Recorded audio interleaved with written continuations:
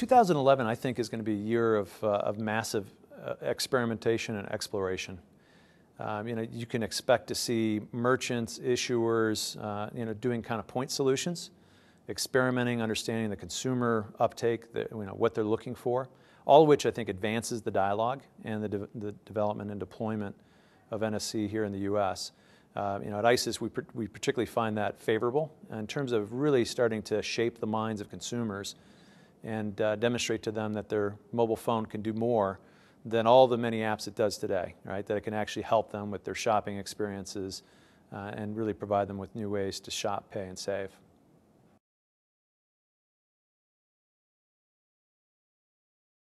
The interesting question, of course, is how will all the industry stakeholders align and benefit from the evolution of NFC here in the U.S. What ISIS is trying to do is really create an open ecosystem for all issuers, all merchants, all carriers, and the consumers that they provide service to, being able to participate in an open system. Today, all these individuals are left to really build their own point solutions, invest in the technology independently. I kind of refer to it as having to basically buy the cow. With ISIS, we're hoping to be able to do it once, do it for all, so that you can really buy the milk, right, and get the value without the upfront capital investment for whether it's a merchant or an issuer trying to develop an app and a capability for consumers.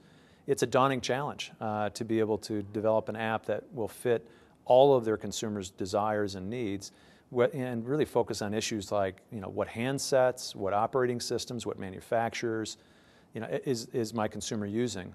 And the last thing that a merchant or an issuer wants to do is end up with a technology help desk, right, to help their consumer with implementing the technology and asking questions like, well, have you updated the latest operating system for your Android phone?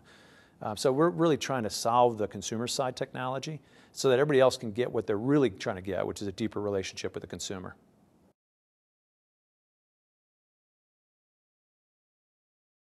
As much as I've talked about merchants broadly, issuers broadly, the real question today with this audience is how does this fit into transit?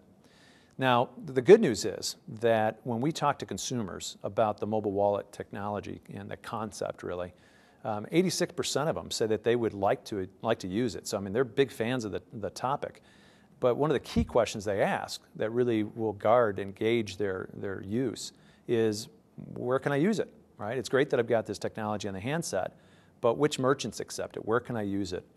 And really what it comes down to is frequency and volume of transactions. That's the way the consumer ultimately measures utility. So if I do 20 transactions a week, how many of those can I use this technology? How many places can I tap and pay?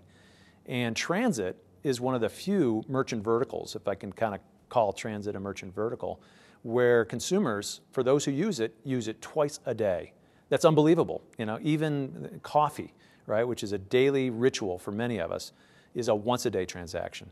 QSR, drugstore, convenience, petroleum. These are all things that we tend to use maybe once or twice a week. Even lunch, right, at your lunch break during work. Sure, you eat every day for lunch, and you may actually not brown bag it. You may go out and find somewhere to get a meal, but you try to mix it up. It's not the same restaurant every day. So when you think about the weekly, daily, and then everyday, transit really stands out as a place where if I'm a transit user, if the only thing I can do with this is get on my train or my bus every day for my daily commute, that alone is sufficient utility. Everything else, all the other places I can use it, are icing on the cake. So we see, and the consumers have told us this, that transit is just a killer app in terms of the use of the mobile wallet.